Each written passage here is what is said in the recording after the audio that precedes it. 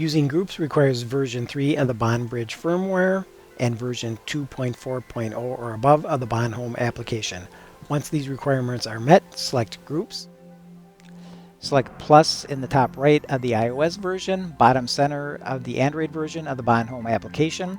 You can select shade and awnings or ceiling fans. Make your selection and choose Continue. You have the option of selecting the devices individually, or you can use Select All to choose all of the devices in that Bond location. Please make sure that you are not using devices from more than one BondBridge or BondBridge Pro, as this will not work right now. Once your selection is made, select Continue.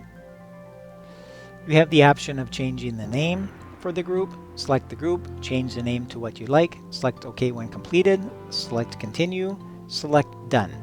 Your group has now been successfully created. You can now control the devices in that group by touching one of the icons.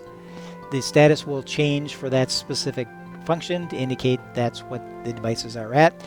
If you use the remote to control one of those devices, the indicator at this point may not be correct. You also have the ability to do some options to the specific group.